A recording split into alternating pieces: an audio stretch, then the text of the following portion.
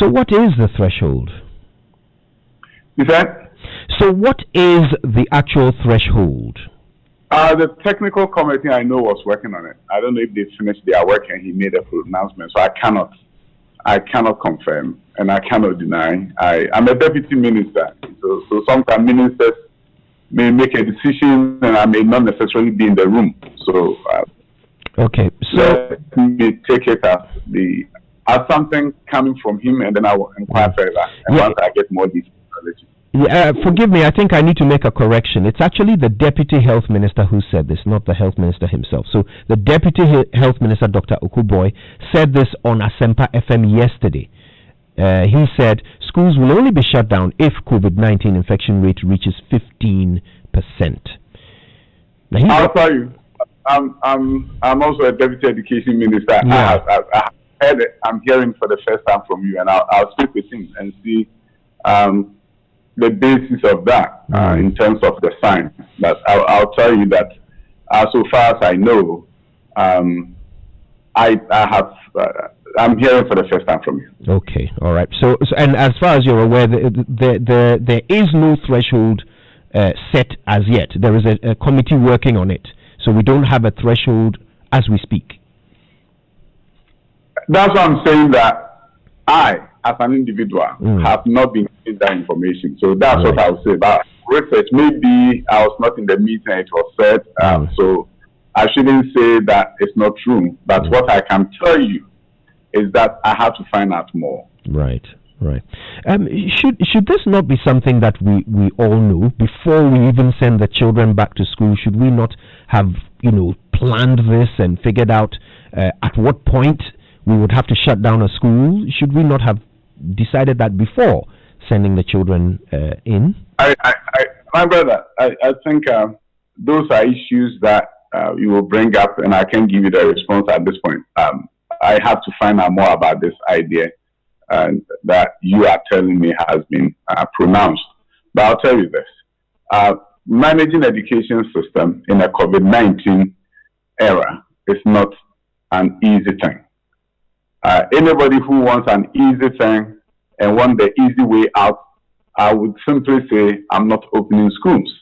As I speak with you, Cameroon, I hear is in school. I also know Ivory Coast was in school earlier than us. Senegal, Sierra Leone, other countries are joining in Africa. And then you have other nations around the world also looking at how do we do education. A number of countries opened before we did. Let me tell you, education and COVID-19 are strange bedfellows. And it's difficult. It's a very difficult terrain to navigate. I've been in education for many years, so about 26 years to 28 years. We've never had this crisis in education like we have now. And it took a bold decision by the president for us to even consider that we need to go back to school. What I'll tell you is this. There are best practices around the world. Everybody's struggling to find the fine balance between preventing disease and preventing a pandemic from wreaking havoc on its people, and at the same time giving the critical importance of education, doing some kind of education. So yes, we haven't fully opened schools in Ghana, but there was a need for us to at least look at those who are the final years, give them the opportunity to finish their exams, and then after that, you plan towards how you bring the younger ones from the KG along, you bring those coming to the first grade along. How do you open senior high schools when you don't have Form 1 students? How do you open the universities when there are no first-year students? So universities have to find a way to make sure the final year students transition, and the senior high school have to find a way for the final year students to transition. Once you get the junior high school students also transition, then you are creating an opportunity where you can truly think about planning school openings for the coming year, so academic year. So what I'll tell you is this, my brother, it is not easy. The president did not take this decision lightly.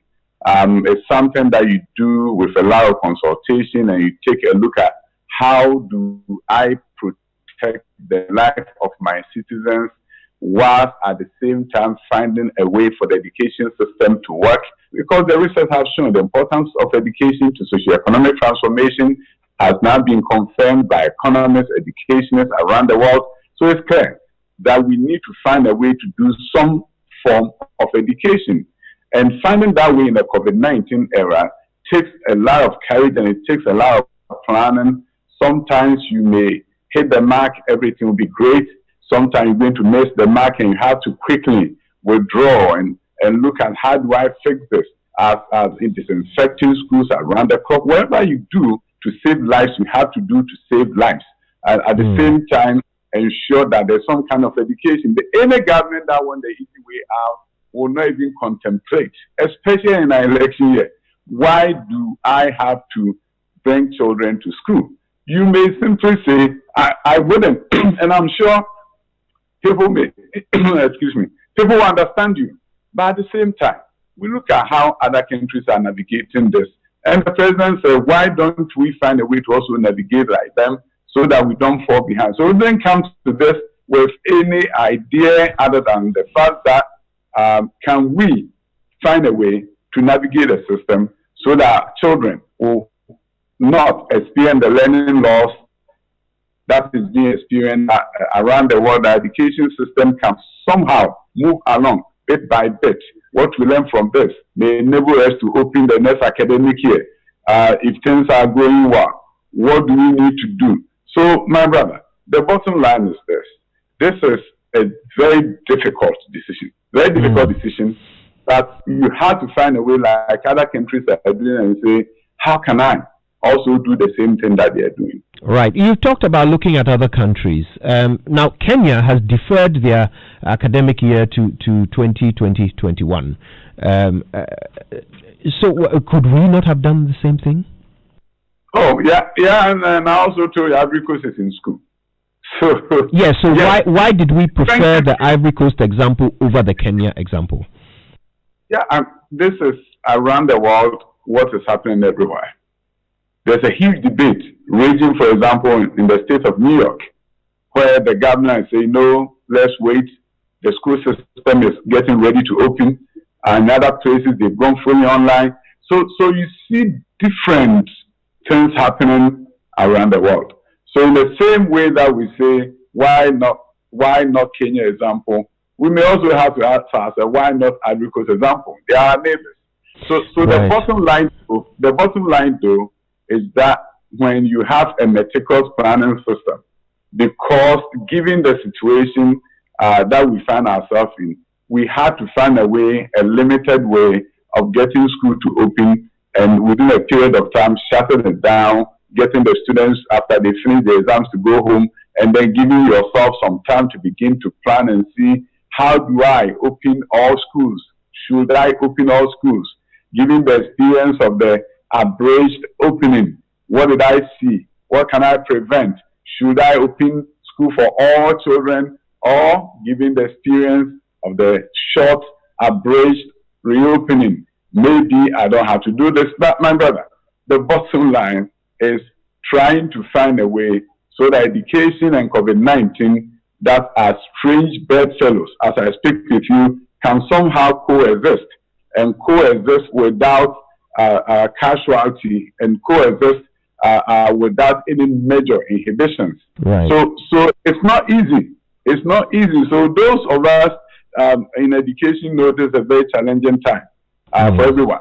But at the same time, what do we do in COVID-19? Other countries are moving forward. They are saying that we are braving the storm. It's difficult. We are doing something.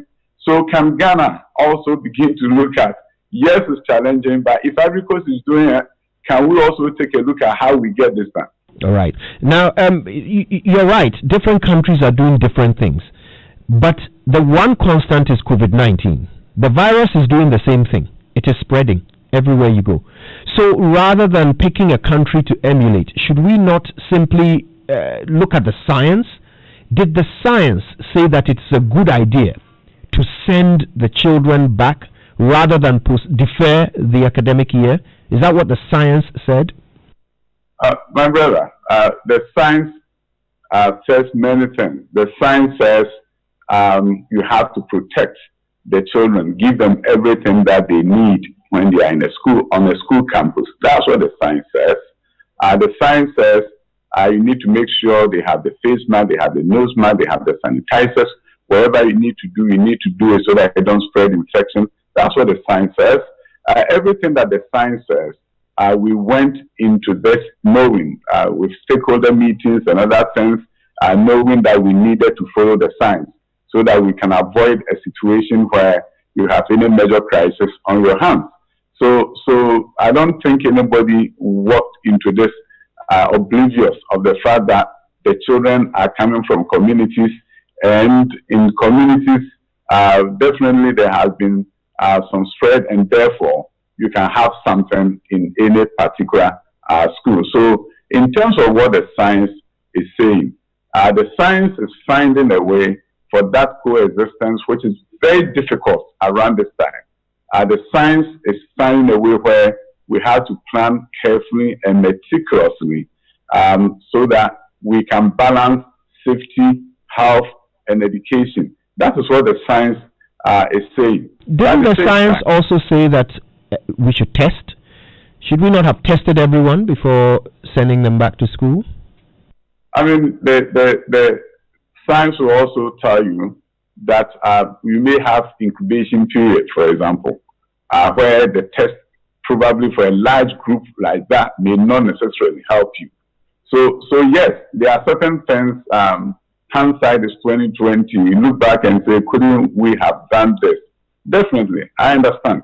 And I know the frustration and the anxiety of parents who are asking a lot of questions. I don't begrudge them. I don't fault them. They should, because they are the parents. I tell people all the time that nobody can take better care of children than their parents. We just happen to find ourselves in a situation where if you look at the practices that have been put in place, there are some schools that things are going so well. They haven't had any challenges. Unfortunately, we have a school like Accra Girls where there are challenges there. So my brother, the bottom line is this. None of us is oblivious to the fact that COVID-19 and education administration is the greatest challenge that anyone, be it the president, Minister of Education, Minister of Education, GS, anyone can find yourself in. It's not an easy thing. You go to bed not knowing the news that will come early morning or midnight. So this is not the easy way out that was taken. Yes, there are challenges. The president has directed, we review everything that needs to be reviewed quickly to make sure if there's any gap, it is filled quickly to ensure that within Gold Track has 2 more weeks to go. From Friday, they will be in school, they will be doing their exams, and after 2 weeks, they will be gone from the campuses, the Gold Track. They were just there for 6 weeks. And then by that time, the final year students will be taking their exams. And they also, after 4 weeks, most of them will be gone. A few will go on to the 5th week. So yes, it's a challenging space to be in. I will not. It's not easy. But we feel and we believe, based on what the health experts are telling us, this can be managed and we'll be able to get the students to cross over the timeline and really go home back to their parents. We haven't had any issues with tertiary sector. We are yet to hear anything difficult with the junior high school. The senior high school space is where we are having challenges, and I believe we are on top of it, and we can deliver this. And anybody with ideas, I mean, that is the beauty of the system. A number of people WhatsApp, they say things through your medium on the radio. Most of you are very good researchers, are radio presenters. You bring up great ideas, and there are situations where those ideas get implemented immediately, and it saves every one of us. So I like the ideas that are coming and things that people are saying, and it should help us plan better. Because after this, we have a huge challenge ahead of us, and that is how you do education in COVID-19 with all these students who are waiting in the wings and those who are home. So it's not going to be easy, and I wish this was over so that we even have ample time to think about the future of education in this country under a COVID-19 scenario where we are not too sure when the vaccine will come and how effective the vaccine will be. So we have a big issue. We have a greater challenge to begin to think through and talk about and debate about as how COVID-19 is going to shape education in the coming years. So, my brother, it's difficult and challenging. The president and every admonition in every encounter, as he did with headmasters, as he did with unions, as he did with heads of business school directly with them, was to get input from them and encourage them. Teachers are at the forefront now of the war. And I believe that we know the commitment of teachers over the years. And here too, they are going to shine. Here too, they are going to deliver. And their courage and enthusiasm and passion is going to help. There will be some challenges, but I believe overall, we have a very qualified teaching force, individuals who care about children, and they are going to step in as the parents are at home and make sure that we minimize any risk that will come close to our children. All right, Doc, I want you to stay with us. We are going to take the Joy Business Minute for 60 seconds, and then we come back and continue this all-important conversation. Dr. Adutwum is the Deputy Education Minister. Stay with us. We're back after this. Hello, welcome to the Joy Business Minute. My name is Darrell. It's brought to you by Consolidated Bank Ghana. We stand with you. The Chamber of Petroleum Consumers is making a strong case for a review of taxes on petroleum products. This follows fresh projections of further spike in prices in the coming months. Total business registrations for first half of this year witnessed a sharp decline. This was due to significant drop in sole proprietorship registrations at the Registrar General's Department at the end of June this year. Economist Professor Peter Quarty wants a mid-year review budget to focus on rationalizing government's expenditure for next half of the year. The Finance Minister, Ken Ofori-Atta, yesterday briefed the President and Cabinet about the review, paving way for the presentation date to be set. And China's ambassador to the UK has called Britain's decision to ban telecoms giant Huawei from its 5G network as disappointing and wrong. And that's the Joy Business Minute. It's brought to you by Consolidated Bank Ghana. We stand with you. Good morning. Wake up to the original magazine show. The Super Morning Show. It's 8:05 on the Super Morning Show. You're welcome back. Our guest is the Deputy Education Minister, Dr. Yao Adutwum, and we're having that all-important conversation about our children, how to make sure they're safe and how to make sure that we can keep things going without putting anyone at unnecessary risk. Dr. Adutwum, thank you for your patience. I want us to take a minute to talk about Accra girls. As we understand, 55 cases have been found there. Now, we know how the science works. If you find one case, you trace their contacts. If you find 55 cases in one school, I think it's safe to say that everybody is a contact. Now, the president is in isolation because somebody in his inner circle tested positive, or at least one person in his inner circle tested positive, meaning that he was then a contact, and so he had to isolate for 14 days. Why are we not applying the same rule to the Accra girls situation? I think it's a fair question to ask, but we have been applying the rules. The moment the students, 3 students reported that the symptoms that appear to us as COVID-19, they were immediately isolated from the rest of the student population. And after that, when they had the 6 and the positive, all the students who are around them were immediately isolated as a practice that has been discussed and has been approved. I think Accra girls is a situation where those who happen to be in the same dorm with the students have been isolated so that they could really get to the bottom of it. Now, you talk about a contained situation where students are on a campus.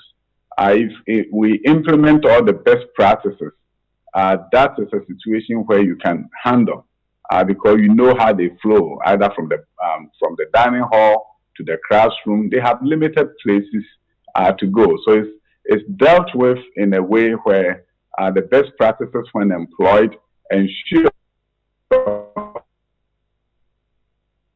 that you have the situation under control. I understand what you are talking about, but we are comparing an individual situation where the person without isolation can move around and go anywhere that they want to go, compared to a situation where you have limited movement to begin with.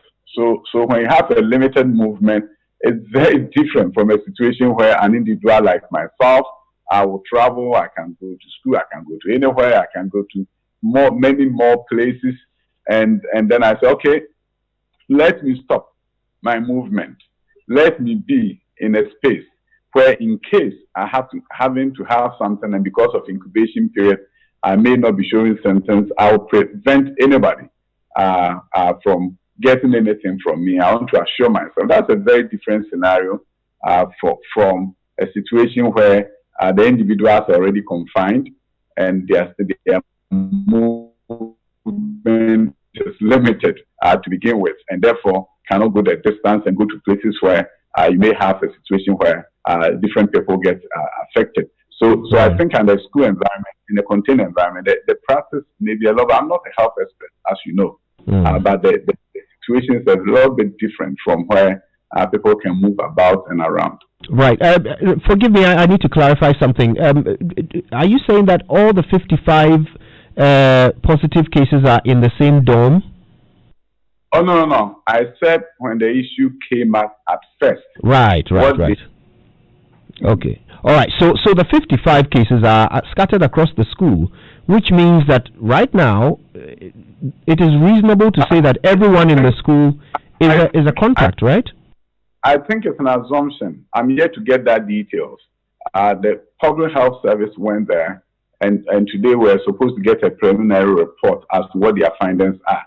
So I don't think we can make the assumption that they are scattered across the school. I think that's information that we need to make. We need to get from the public health. They send their team there to look at the situation. In a school setting, it's easier to make that determination because you have the classrooms, assignment for the students, you have the dining hall tables. So we have to begin to look at the trend, and they have not come up with a trend. So I wouldn't assume that is the whole campus. Right. So you're going to have this meeting later today with the health authorities. But how will you be able to make any decisions after this meeting, since you don't have a threshold? You've talked about the fact that there's a team working on deciding what the threshold should be. So in the absence of that, how will you be able to make decisions after the briefing from the health officials today? I think I said that the technical team, to the best of my knowledge, were working on the threshold. Yes. So it's not done yet. The best of my knowledge.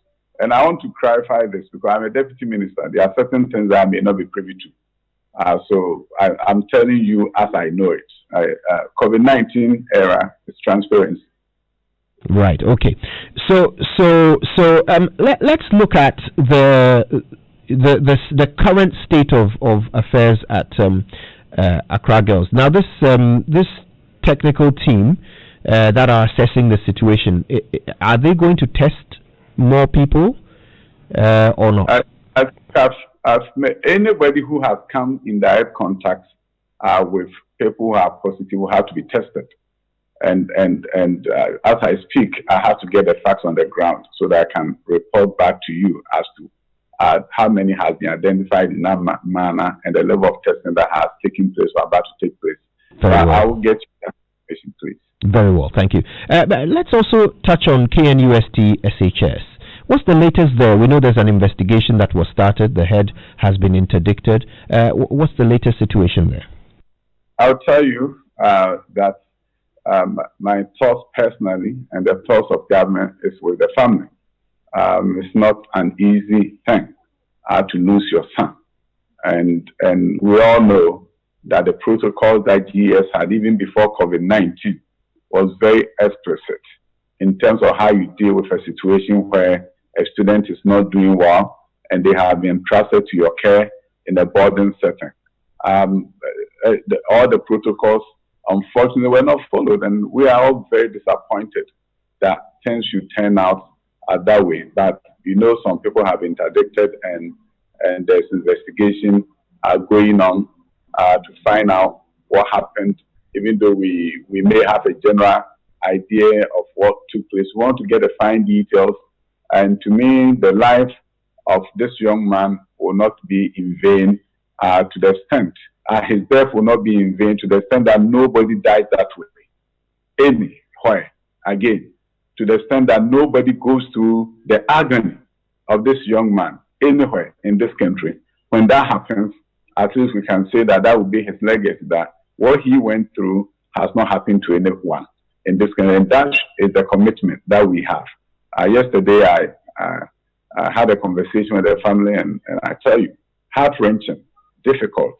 But we believe that we'll get to the bottom of it, and this tragedy will not happen in any of our schools, and that people will know and understand that the rules that have been set, the protocols that have been set by GS, ought to be followed by everyone on any school campus. And that is the only thing I can say. Unfortunately, we have a situation where it's a real tragedy. And I believe that headmasters across the country, school administrators across the country will begin to take a look at this and say, no, never again should any student struggle. And whilst we are waiting for a parent, it doesn't matter if the parent even said, wait. You tell the parents we can't wait because we are not supposed to wait. It goes against our rules to wait. So my brother, it's very difficult. And the only thing I can say to say that our sympathies and condolences goes to the family that is in pain at this time. Right. Now, the mother says categorically when she was interviewed that the reason why she sent her child to a boarding school when the child was actually a day student who was normally at home when outside school hours, the reason why she sent him to school was because the president said that he would be okay. The president assured parents, and I have the president's his words here. He said that he wanted to assure parents that he would not, allow their children to be sent to school if it wasn't safe. And the mother says that's why she sent her child to school. Do you feel that the government and the president should take responsibility for what happened? Oh, my brother. I mean, we can stretch a lot of things, but this should not be one of them. I have told you that even the protocol that existed, the president didn't need to give assurance about the protocols that is black and white in our schools that is supposed to be followed. That is not the kind of assurance the president was giving. The president was saying that we are in a COVID-19 environment. I'm going to give you all the protective gear. I'm going to ensure that your children are safe. Children are safe within the context of COVID-19. My brother, I mean, I wish we don't even remind the parents of this, but you are the media. You have to do your work. I've already made a point that our investigations is ongoing. And I don't think this is a situation that we say the president said. Yes, the mom says that, and it's very important that we appreciate her sentiments. But also in the media has to begin, and outside the media has to begin to look at what happened and the unfortunate passing of a student. So it's not the fact that nobody wants to take responsibility. I've already told you that unfortunately our employees did not do what we expected of them, even without COVID-19. And COVID-19 has created a sense of urgency, and something better could have been done. Right. Okay. I'm not sure whether you're saying the president should take responsibility or not. I'm not very clear. God. I will not stretch it. That I will not stretch it. Somebody has already taken responsibility. The school system, the headmistress, has regretted. She said they know they could have done better. So, my brother. Very well. There are many things I will point to, but let's leave this at this point. Let's talk about the teachers. The Ghana National Association of Teachers has said they have said that government lied when it said personal protective equipment was supplied to the various SHSs before reopening in the wake of the coronavirus pandemic. Ms. Philippa Larson is the one who said this, the president of Ghana National Association of Teachers, in an interview with 3FM just yesterday. And I want to quote her. She said, and I quote, "They said without the PPE, the doors of the schools were not going to be opened. Unfortunately, the school reopened without PPEs, but the schools managed. They have done a few things, especially with the Veronica buckets, the soap, and the rest. The parents also did well by providing some nose masks. This is what the schools managed until government supplied the PPEs to the schools." Are we saying that one mask per student, that is the end of this problem? Then it means as a country we lied. As a country we have not been honest, because people in positions have mentioned that all the PPEs have been supplied. Doc, maybe we'll get the definitive response from you. Have all these PPEs been supplied, and were they supplied before schools reopened? I think before I get to that, when they say English is our second language, so sometimes there will be poor choice of words.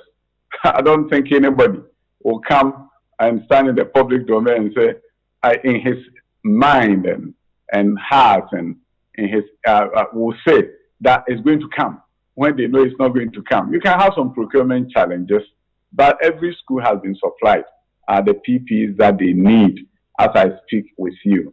So I think the choice of words, since we're in a country where English is our second language, some people may unintentionally choose certain words that they don't mean. But I don't think lies when you know what you are saying is false and you go ahead to say it anyhow. No, I don't think anybody will come and lie. We have situations where vehicles broke down and they had to quickly find some for the students from other schools.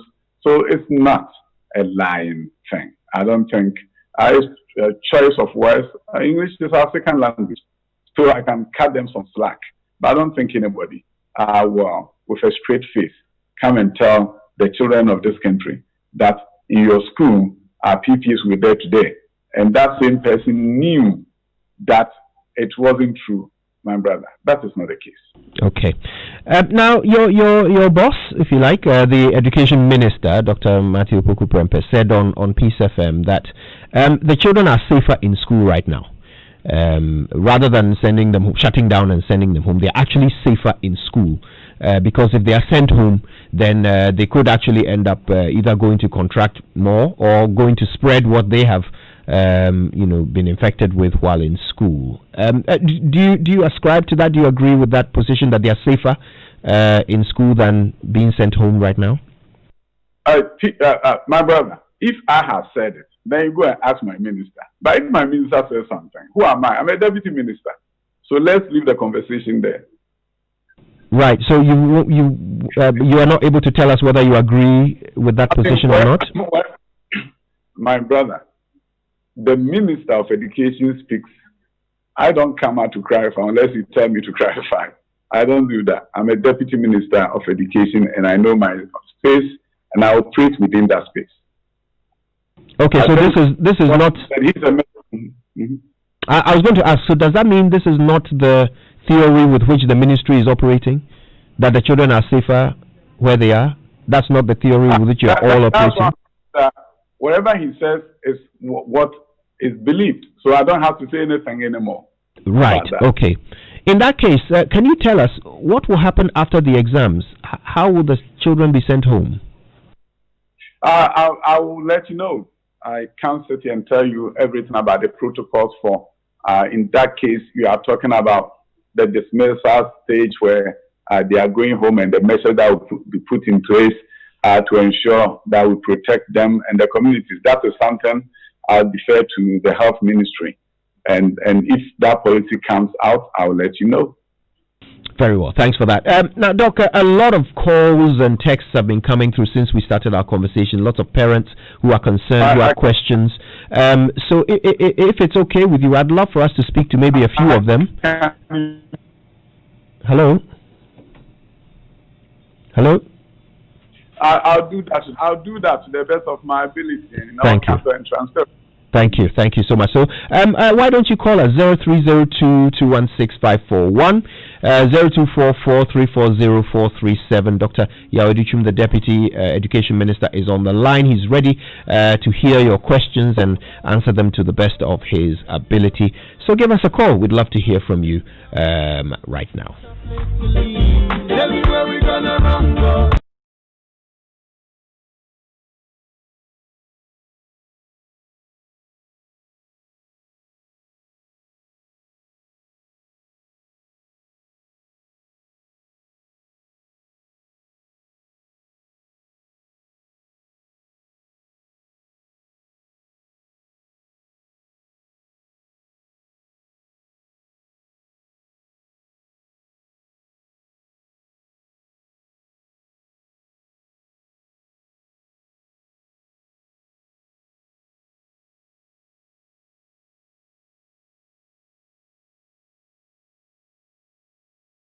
Why is it not being improved, especially at this very moment?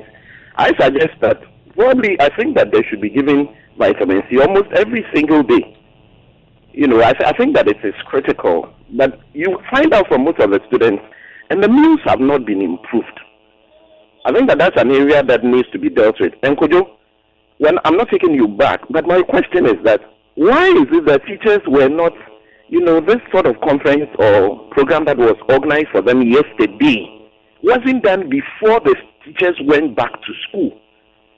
But right between 22nd or 15th of June, and then on the 13th of July or on the 14th of July, that is when the conference is being organized with regards to sensitizing them on COVID-19.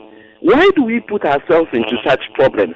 And finally, I want to know the Deputy Minister's view on EC officials being sent to schools when parents themselves were told that nobody was going to be allowed to go to the various schools. What is his candid opinion as a parent? Because if you're a parent and you have a child and you lose that child, how painful it is. Thank you very much for your questions. We're writing them down and then we'll get the Deputy Minister to answer them. Kweku is in Hachu. Hello, Hachu. Hello, Kweku. Sorry. How is Hachu today? Yeah, very good. Good morning. This is actually Kofi. Oh, Kofi. All right, my mistake. Thank you for calling us. Well, what's your question? Yes. First and foremost, I think that the President or the Minister of Education ought to take responsibility for the death of the child at the KNUST SHS. Very unfortunate, and my condolences to the family. Now to my questions. Why did the NAT is saying that you did not provide them PPEs? You are here telling us that you provided them PPEs.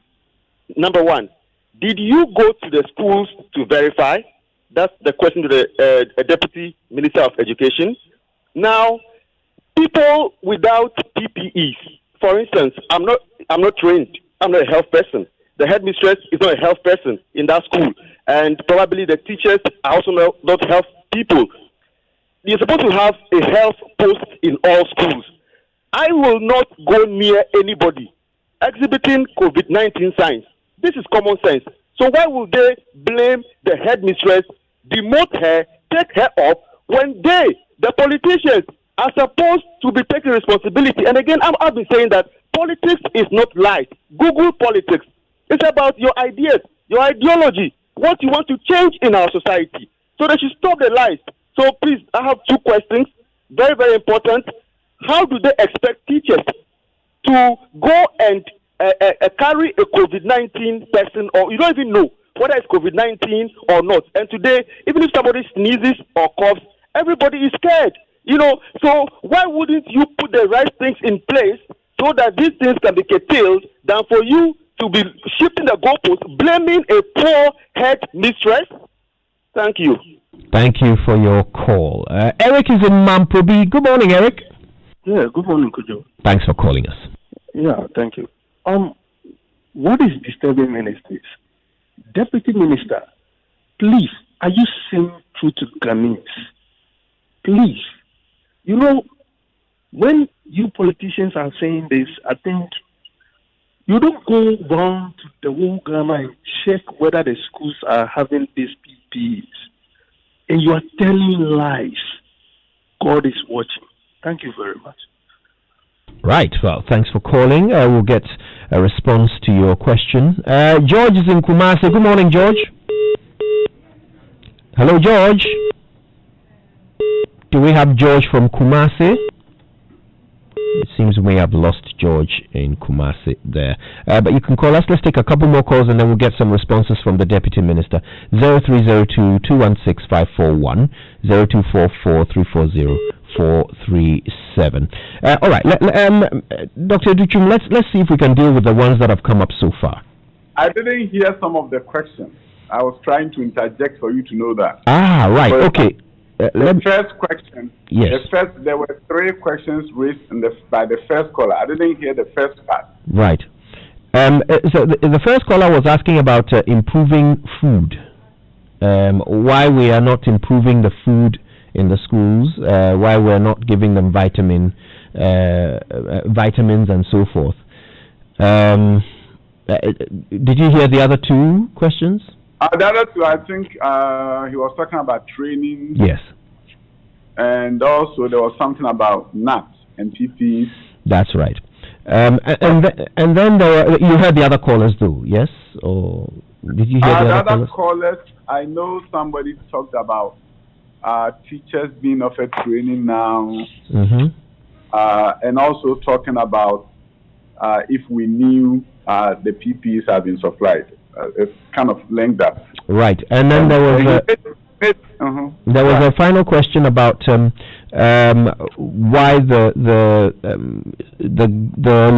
government will not take responsibility for the death of the KNUST SHS student rather than the head. In the opinion of the caller, the head had no choice but to not assist the child because the child may have had COVID-19.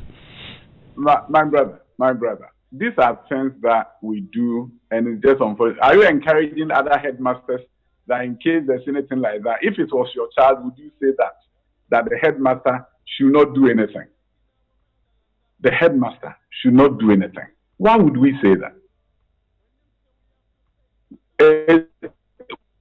If this was your child, I don't want the parents.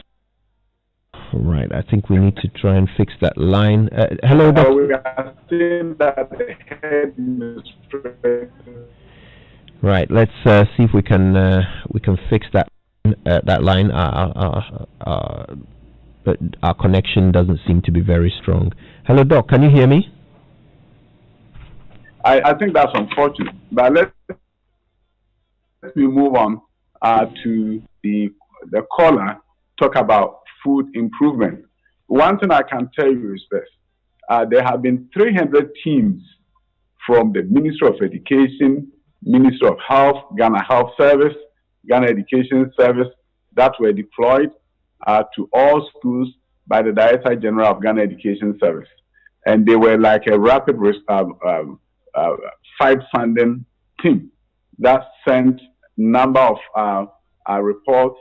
And that is why I can assure you that there's no school that would say that they don't have PPEs at this time, because they went around and they were able to give some quick feedback, which enabled the Ghana Education Service, the Ghana Health Service, to quickly do some tweaking, and where there were challenges, they were right away. In terms of the food, I haven't had any complaints coming from that area, but I also know that there are some students who are going to the boarding house for the first time. There will be some challenges in that area, and I am going to follow up in terms of the quality of the food as you have brought my attention. But invariably, what happens is that you may have a problem at a particular school, and that is why if your callers, even if they don't want to mention the name of the school, they can WhatsApp it to you. If they don't want to mention it on air, if they WhatsApp it to you, and it's specific enough, it's easy for us to follow up and make sure we resolve the challenge, because not every school may be in that kind of situation. I'm glad that training of trainers were done before school started, And those trainers are also doing training downstream so that people will be fully equipped. But I know at the junior high school level, for example, first day of school, there was time set aside for teachers to look at best practices based on the guidelines that were provided to them. If you talk about NAT and their concern about PPs, NAT has a very good channel of communication with every one of us. And I believe that where there are instances where that situation is there, I don't think that situation is persistent anywhere in this country where students have no PPs. I'll be surprised. With the 300 member team going around in various schools, any problems that were there have been quickly resolved. So I'm not sure if NAT is standing by the accusation at this point or allegation at this point that some schools don't have it. If some schools don't have it, we need to know. They should give us the names, and it's a transparent process. So they shouldn't hide anything. They can say the names of the school in public, and we'll go around and fix it. If they want to say it in private, they can say it in private. They're a teacher union, and I know that they care about children, they care about their union members. So they should be specific and tell us that these schools have this challenge, and it will immediately be fixed. That I don't think there's any school now that doesn't have PPEs in this country. And if they have it, they should let us know. They should let the public know that these schools don't have PPEs. In that case, it's a problem that can be fixed, but I don't believe it. That there's a school in this country at this point that have not received the items that they were supposed to receive in terms of PPEs. Right.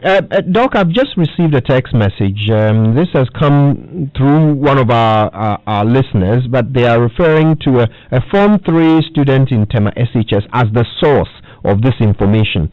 And the information is that Tema SHS authorities have brought barbers from town to cut the hair of students, and it's done in mass. Also, the food given them at the dining hall is not enough, and they are asking, are you aware of this? I mean, my brother, Tema is not too far from here. People will go there. We'll be there immediately. I don't know why anybody should worry about cutting anybody's hair at this time. But strange things sometimes happen. But I'll take it on immediately. In regards to Tema, you are saying that you have a situation where there's haircut, and the other issue is what I'm taking. Insufficient food in the dining halls. Insufficient food. All right. Okay. So you'll be attending to that. Yeah. Okay. We would love to follow up with that and give feedback to our audience once you've had the opportunity to go there. Doc, let's see if we can take perhaps a couple more calls and then get answers from you. We have Dennis from Accra. Dennis, good morning. Morning, Kojo. Thank you so much for waiting, Dennis. We appreciate your patience.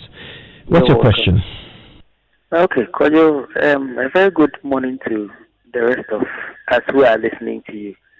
I think, objectively, your presentation of the other caller's question was not, accurate, in my opinion, because I think the gentleman was asking why they didn't ensure that every school has a dispensary such that the children can be given some first aid, or if possible, like my own addition, assign health persons to every school who will be on the field, okay, and ensure that in case there is any problem, the person is attended to.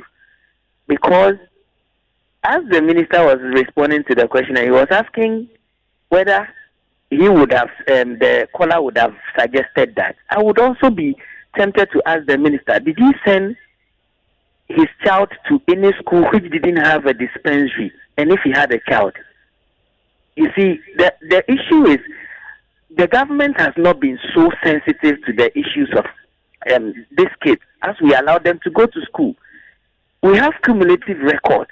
Why couldn't anybody suggest that they should keep the academic records of the students and use it to grade them so that they write entrance exams when they go to the tertiary institutions of choice?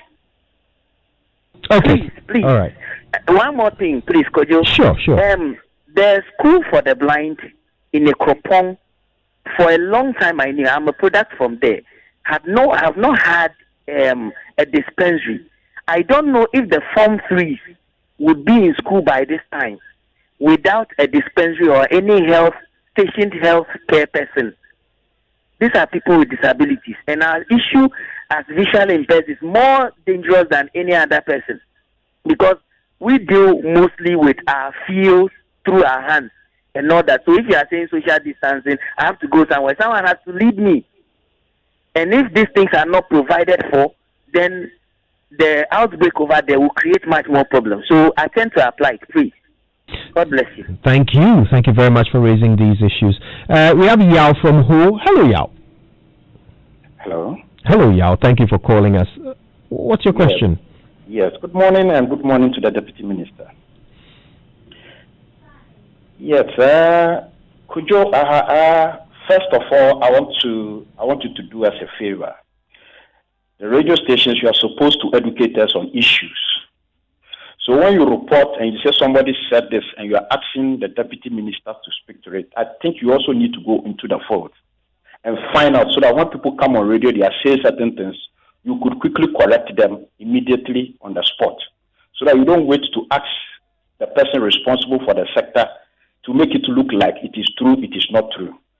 When you do that, we create a lot of confusion. I also want us to understand, I'm a parent. The COVID-19 is curable, so we should exercise patience. Let's tone down. Tone down. Sorry, let me correct you if you don't mind. COVID-19 doesn't have a cure. Yes, but at least it is manageable. It is manageable. If we look at our recovery rates, it's far, far, far better. So let us exercise patience. 1 or 2 will come up in the schools. It doesn't mean quickly they should close down the schools. Let the children finish with their exams. Once they are finished with their exams, they know what to do with their life. And I think based on that, the education sector, parents, teachers, government took that decision. Nobody will take that decision to send children into a disaster zone. So let's cool down. Tell everybody to cool down. I don't think anybody will tell a lie to put people at risk. This is my little contribution. Thank you. Thank you for sharing. Let's speak to Sahini in Ejisu. Hello, Sahini. Good morning. Good morning, Kojo. I hope all is well. All is well. I'm glad to hear from you. What's on your mind?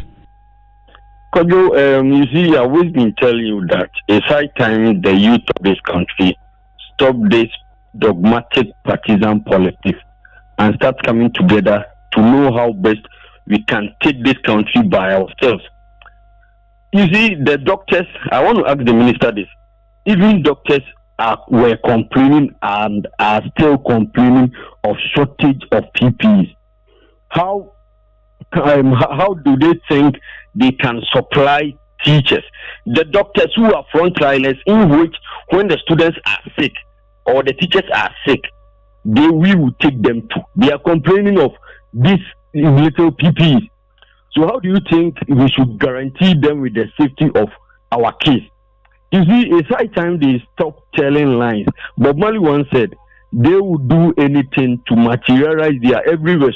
He is right now guilty. But because of what they want to materialize, he is right now telling us lies. Even doctors, you couldn't protect them. So how do you think I should just sit home and just relax that the government will take care of my case? Meanwhile, the doctors who will take the case, who is sick too, is he also crying? Man, they are calling for uprising and the revolution will start. Thank you. Well, thank you for calling. Sahine from Ejisu. Let's talk to Joe in Pram. Joe, good morning. Hello, Kojo. Good morning. Hope you're well. I'm very well. Good to hear from you. What's on your mind? Yes, my brother. I just want a little clarity. I think every government comes to meet the Ghana Education Service and come to meet the Ministry of Education. So when somebody says government lied, I just want to understand what that means. When government takes delivery of supplies, is it, excuse me to use this phrase, the president and the vice, or the Minister of Education and the vice, that are supposed to personally go on the field and do distribution, or to be pushed through the system a kind of channel of distribution so that I could get to the various places of, let me call it, destination.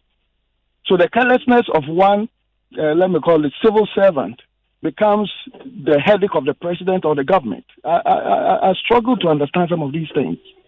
You see, we all have kids in the system. We all have our kids in the system. And sometimes some of these statements brings unnecessary fear and panic. What is the meaning of the government light? What does it mean? It means that every parent should just be in a state of confusion or should be worried. I don't get it. Sincerely speaking, these kids we are talking about, 16, 17, 18, 19 years, Kojo, when they are home, they go to the market. When they are home, they visit their friends. When they are home, they play ball. Look, I live in Pram Pram. After this weekend, there was a football match in the middle of the town. They were playing football match with people around watching. On Sunday, Saturday, play football matches. These kids were there watching. What are we talking about? The safest place for these children to be at this time, in some of us, our opinion, is to be in the school. It's just the care that should be well done. But the safest place is for them to be at school. They are walking around, they're playing football matches in full jerseys, two teams playing matches, and people were watching. What are we talking about? The same parents who send these kids to the market. The same parents. I don't get it, Kojo. I don't get it. Okay. All right. Thank you for sharing. Let's get Dr. Adutwum to weigh in on these latest issues. Thank you, Doc. I'm hoping you got the questions this time around, or should we fill in some gaps? I will do my best to answer the ones I have, and if there's something that I missed, you can bring my attention to it. Very well. I think there were issues about health care at the schools, and I want the person who brought up the question to know that schools have been mapped to health centers. Ghana Health Service is making sure that the support that needs to be at every school has been provided. With even that has been given to all schools so that they can call directly, and a contact person at the clinic or hospital that has been assigned to the school is just to ensure that that synergy and cooperation between the two institutions, health and education. I'm going to immediately follow up on the issue about school for the blind. He said he must be somebody who knows something about the school, because he pointed out the idea of lack of, I think he said, dispensary or what we may call the sick bay. So I will follow up immediately after speaking with you to look at what is going on there, because I know that all schools that have been opened are captured under the intervention provided through the Ministry of Health, and for that matter, Ghana Health Service. So has the school for the blind been opened? Have the special schools been opened? Yes. I know that most of them are open, but I don't know this specific one, what has happened to it. If they have senior high school, junior high school level, they should be opened for the final year students. Right. So I have to find out what is happening, because schools that were open were schools that have junior high school 3, senior high school 3. So if they fall within that category, I can say that they've opened. So I'll find out more about that school and the situation that they may be in, and to see whether they have all the logistics, especially given the fact that they are special needs students, and we need to keep an eye on them. Were any special arrangements made specifically for special schools? Because obviously, some of them deal with children who have disabilities.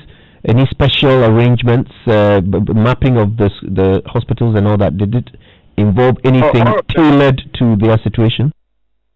All of them are included. If they have a junior high school 3 and senior high school 3, there's heightened sense of care, and that will apply to all of them. Special schools should always be given special consideration in a number of things, but I cannot tell you that there has been different things other than what has been provided. All that we needed to know is to make sure that everything that we are providing, if they are in school, they will be part of it. there was something about the fact that doctors are complaining about PPE. So how can students get PPEs? I mean, we are talking about two different things here. The PPEs that go to doctors, it's a little bit different from the PPEs that. We must apologize. The line is really not very good because of the internet. And I'm sure that the nose marks have gone to them. And if there's any... Okay. Can you hear me now? Yes. You're back on now. Okay. So the caller was saying that if hospitals cannot have PPEs, how can our students have it? I mean, different scenario, the PPEs to hospitals. I'm sure the Minister for Health have had an occasion to talk about what has been done. And these are PPEs that are given to students, whether it's Veronica buckets, whether it's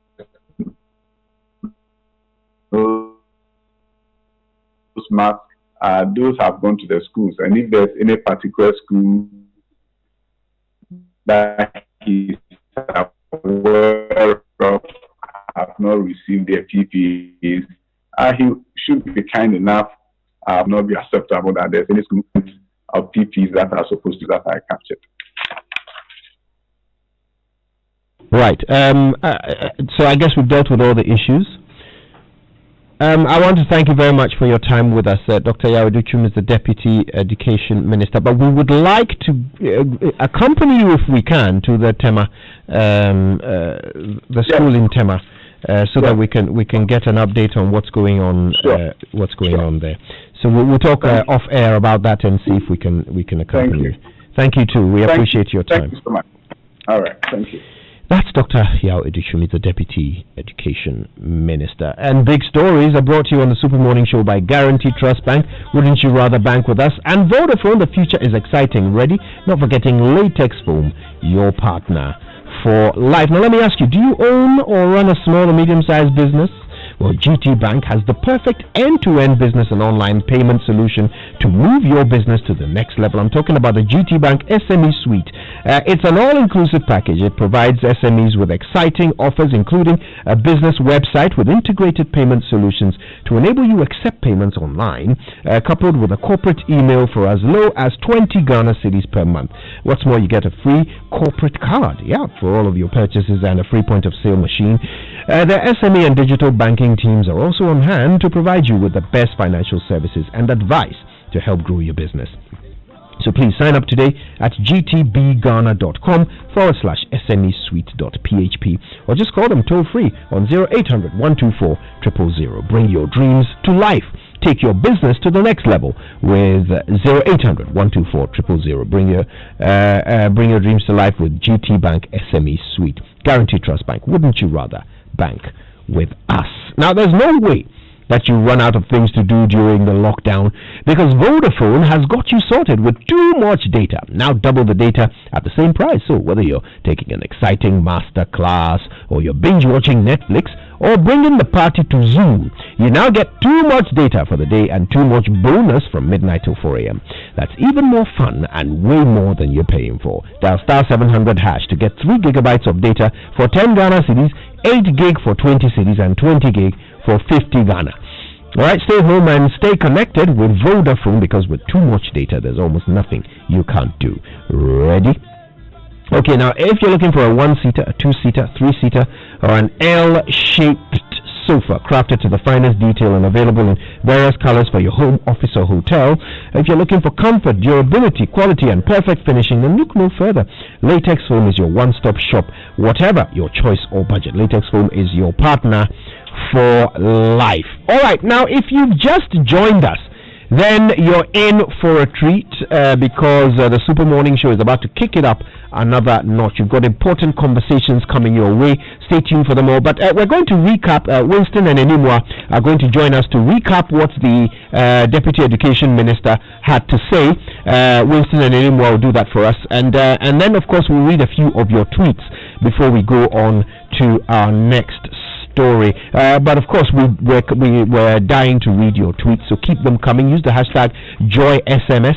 Social media messages on the Super Morning Show are brought to you by EcoBank, the Pan-African Bank.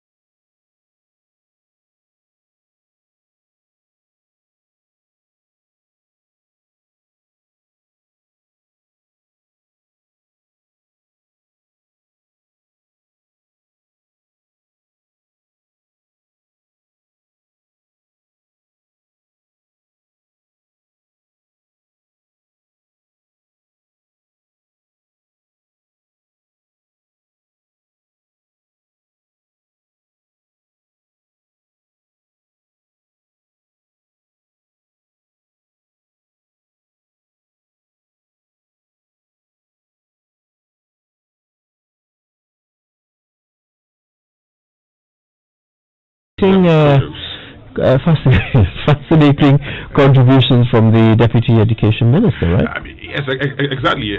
He makes the point that, he admits there will be challenges around this time. It's not been easy for government to take this decision, particularly in the situation we find ourselves in, but we had to take the decision.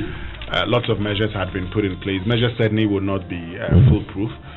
When you asked him the question about, other countries like Kenya, which has postponed the academic year and saying, well, we can't go back to school. He cites the Ivory Coast example and says, well, but Ivory Coast has gone to school also. He's talked about the signs saying that, well, if we put in place all these measures, we ensure that we follow the protocols and we are very cautious, we could still go to school. And that is the only reason why they did not get everybody into school, but decided to have, the Form 3s going to school, final years going to school, and then you have the students on the gold track also going to school. And you asked him about, the KNUST SHS situation, which he says is very unfortunate.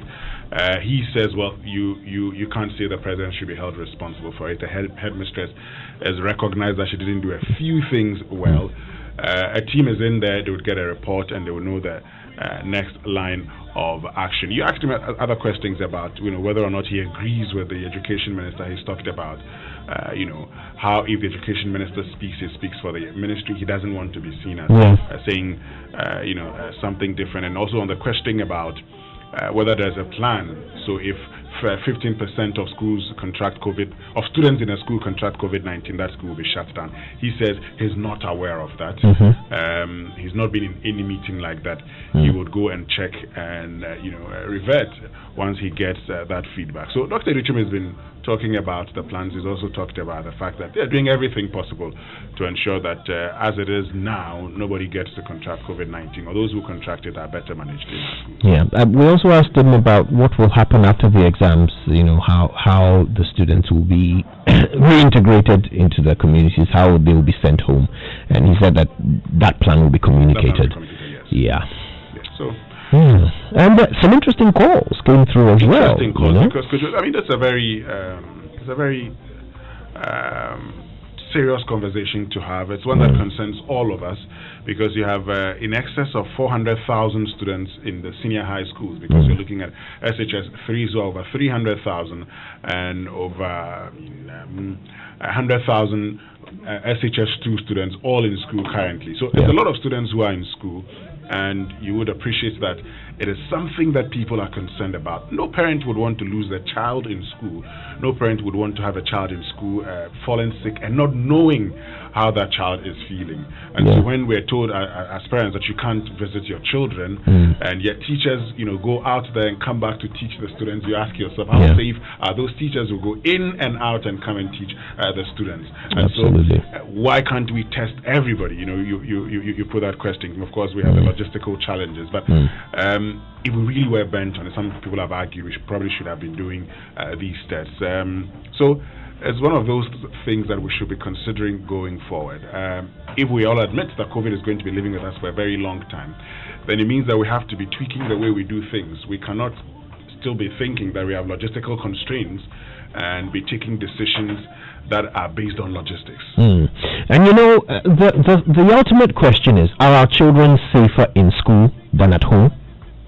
Okay. Well, he answered that he's always indicated that, children would always be safe at home. That's more like an answer to the whole debate about whether children are safer at home or at school. Wherever they are better taken care of by their parents. He admits that. Yeah, although that kind of is not exactly the line his boss, the education minister, took when he spoke on Peace FM. He suggested that the children are safer in school right now. Anyway, it's a debate. There are lots of views on it. And one of the views was expressed by Professor Ade when I asked him about the death of the KNUST SHS student. He gave an interesting answer. I don't know if you remember, but this is what he said. First of all, once again, let me not go into the medical aspects, and also, of course, anyone to lose your child is so painful that, you don't just trifle with it. It's said that everybody is wiser on hindsight is always 2020. I think that this incident by itself does not negate the whole of decision for the children to go back to school. And I think that taken as a whole, the same way now, if I and you fall down in the street, other people will leave us, are likely to leave us to die because of COVID, which is unfortunate. It's a matter of approaching the person with some sort of wisdom. Yeah, I guess the point being made here is that what happened to the SHS student, KNUST SHS student, could have happened to him even if he was not in school. If he had collapsed in the street, he would have been ignored and left to die, as Prof. Ade said. I'd prefer to say he could have been ignored. I don't know for a fact if he would be ignored, because you might probably come into contact with a good Samaritan, so he could be ignored. That's something we can't run away from. But if he collapsed in the house, he wouldn't be ignored. Indeed. That's something that wouldn't happen. The question about whether he would have been ignored in the street, though, let's compare apples with apples. Okay, so in school, he was left for 3 hours before medical help. He was taken to a hospital by his father. Right, his father came from 3 hours away to come and take him to a hospital. If he had collapsed in the street, even if nobody was willing to touch him, would nobody have called an ambulance? Would no medical assistance at all have come to him for 3 hours? Is that what's happening out there on the streets? Well, that's a difficult one. But like I'd say, if he collapsed on the street, he could get support. We've seen people involved in accidents and getting support on the street.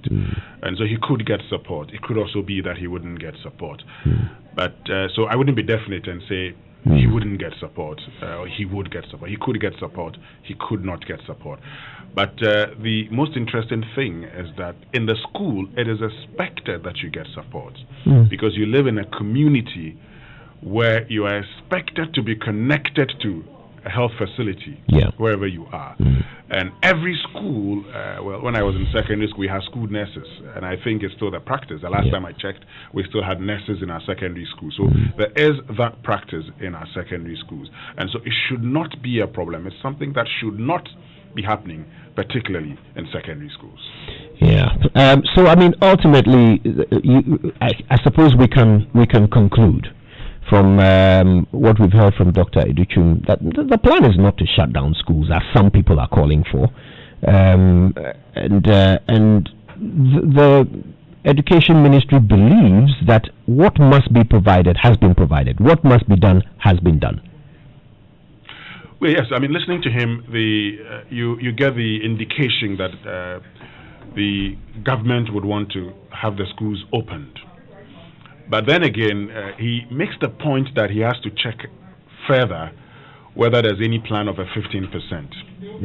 If there's a 15%, then... And by 15%, you mean 50% threshold? Threshold, yes. If we get after that, which they would shut down schools. Shut down the schools. So if there is that plan, then there could be the possibility, if the plan is true. Yeah. Anyway, thank you for that, Winston. And it's 9:03. You will recall, not so long ago, we brought you a story of a young girl, a 5-year-old girl, whose grandfather sent her to buy ice cubes. She came back bleeding and told a horrific tale of a 16-year-old who pinned her down, sodomized her, and told her that when she goes home, she should tell her parents that she fell. Very concerned grandfather reported it to the police. And he tells a strange story of how the police decided to deal with it. A phone call he received from a woman who said she was the investigator, suggesting that they settle the matter out of court. We got interested. We looked into it. We got responses from the police. They promised us action. And this was at least 3 weeks ago. We'll find out whether action has been taken. The victim's grandfather is here with us. Stay with us. We're back after these.